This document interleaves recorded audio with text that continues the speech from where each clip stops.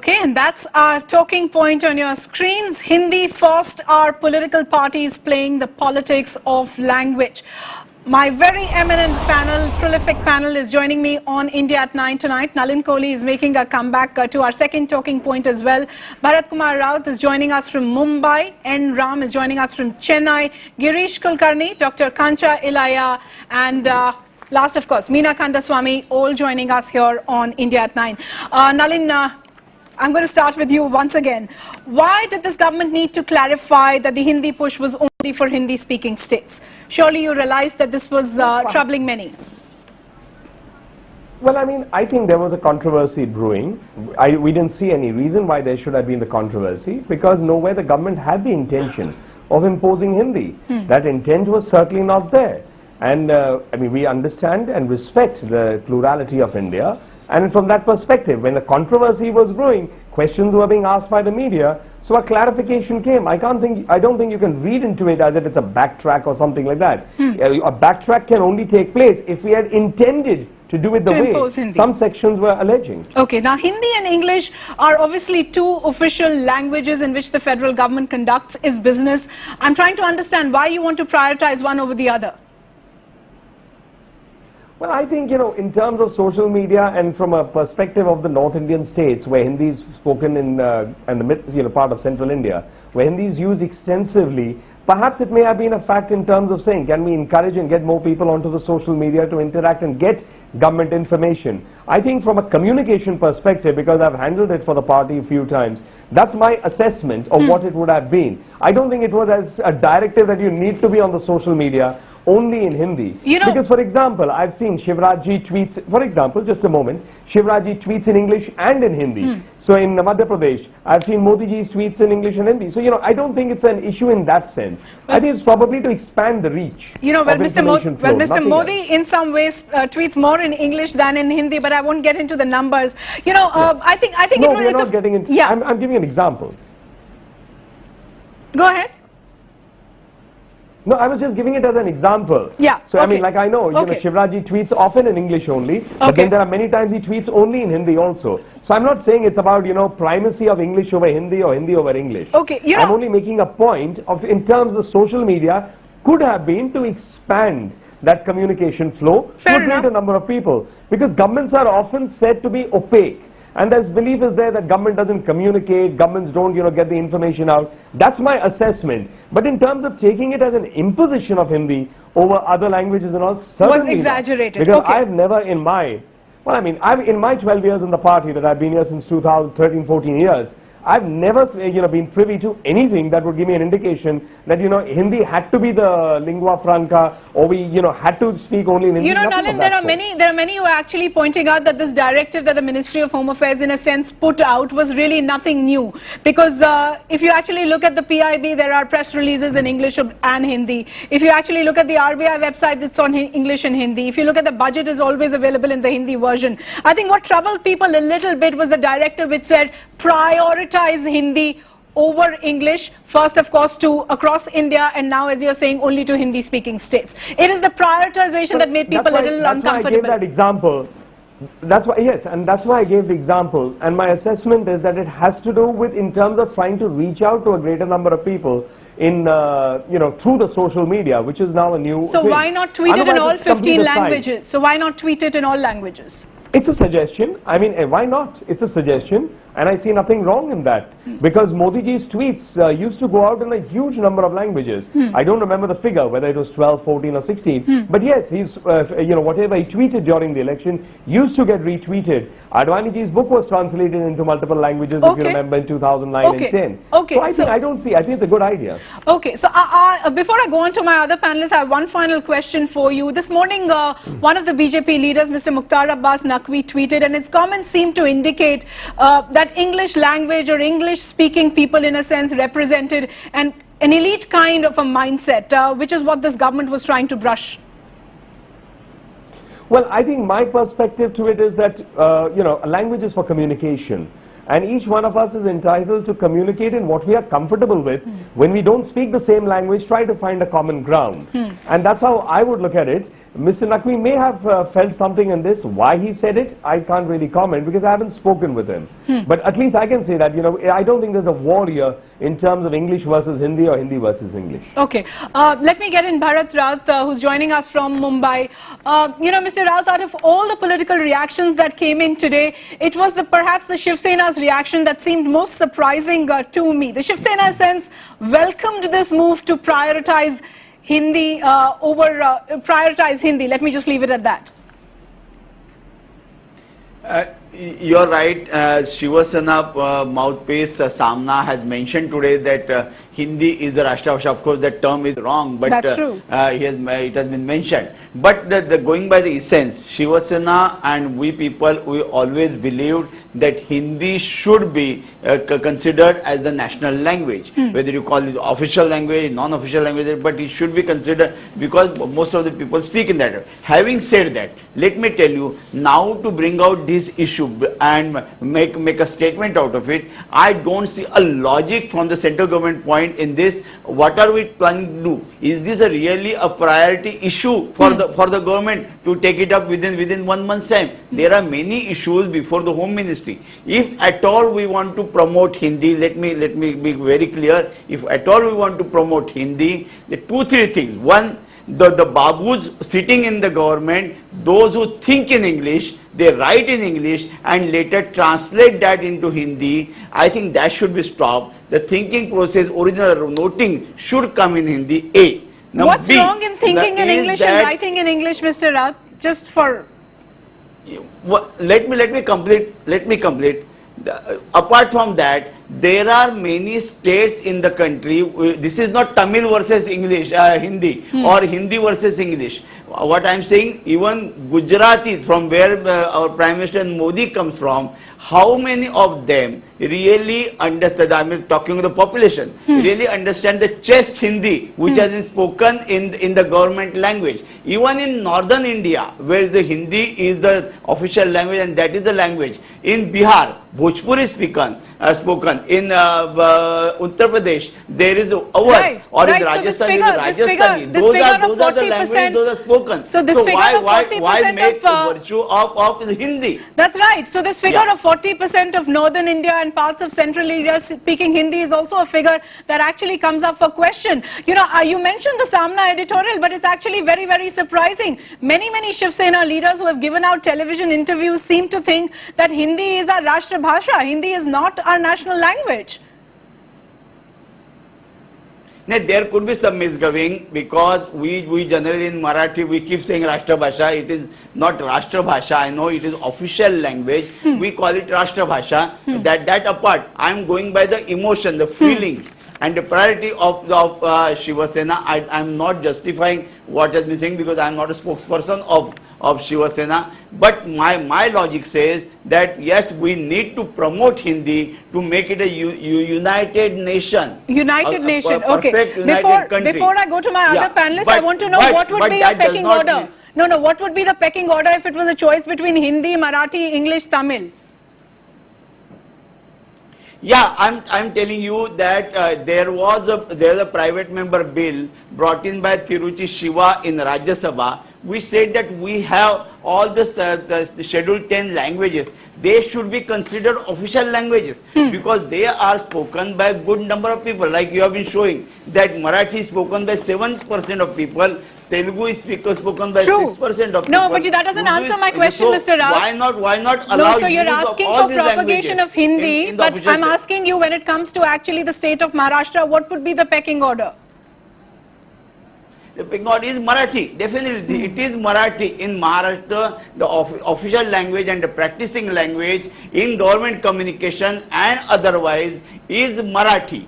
Though some babus even today they make notings in Hindi, but when it comes to the people, it is in Marathi. There is so no Marathi versus Hindi, the equation is a little different, and Hindi versus English, the equation would be a little different. Okay. It should not be considered versus. We say our Rajya Bhasha is Marathi, and Marathi will be practiced and preached in Maharashtra, Understood. Telugu would be preached and practiced in Andhra. Understood. So And there I is no think- question. Understood. Gujarati would be Gujarati Understood. would be in Gujarat. Understood, sir. But I think you will agree to the great amount of surprise that many had when they read the Samna editorial, which called Hindi a Rashtra Bhasha, and then was actually in support of the Modi government's move. Of course, they are your allies. Mr. N. Ram, if I can bring you into this debate, many people actually welcomed the move a few weeks ago when Narendra Modi chose to speak in Hindi when it came to foreign dignitaries. Many perhaps interpreted it as saying that this is an assertion of perhaps his own Indianness, of his own comfort level. But to extrapolate that into a government directive that prioritizes Hindi over all languages initially and now over English. Yes, I think this move is an ill-considered, unwise and very foolish attempt to proclaim or intimate that the BJP, which has a majority of its own now in government, is committed to the concept of one nation, one people, one culture. It's always believed in it. It's been missing in some of the manifestos since 1998, but it's not abandoned its faith in this proposition. It's great, it's a kind of chauvinism which we all deplore. Nobody hates Hindi here in Tamil Nadu, but if there's any perception that the central government chauvinistically tries to force or impose Hindi on non-Hindi speaking people, and in particular Tamils, where I think here the sentiment is very intense, very strong on this, I think it is bound to fail. It shall not be accepted. I pity the BJP's allies in Tamil Nadu, which lionized Prime Minister Modi and the BJP alliance, which celebrated it, but today are in one voice with the DMK and the AIDMK in opposing or condemning this move.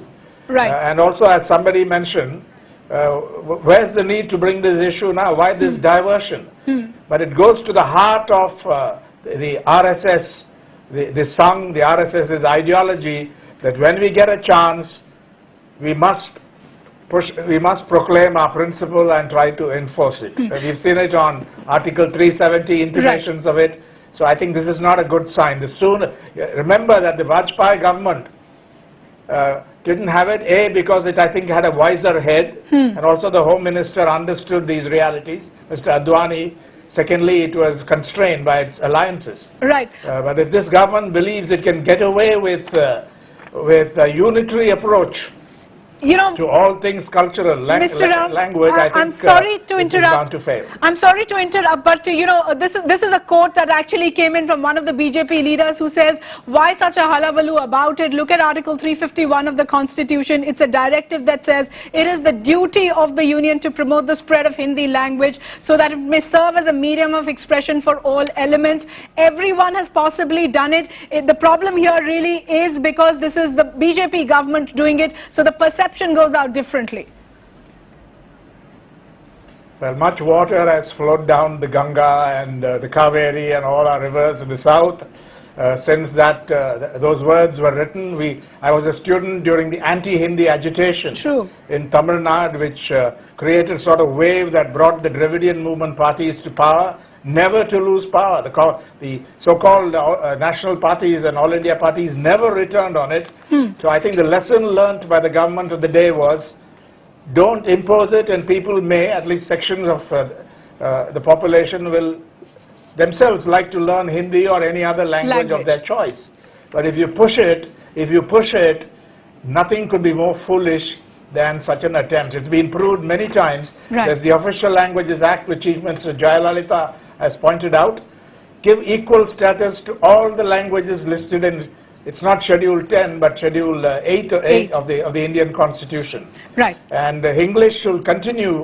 There's been a solemn assurance by the government, not violated by subsequent governments, that English will be used in all official communication as long as the non-Hindi speaking people want it or desire it. Want it. And that will continue for quite a long time. That will continue. Girish Kulkarni, let me bring you in. You know, there were many... Just one second, Nalin, let me get in all the panelists. You know, it's a globalized world in a sense where English has a place. It's a language that belongs to everyone, and yet it's a language that belongs to no one. One of the panelists here had a slightly different interpretation when it comes to Hindi versus a regional language as opposed to Hindi versus English.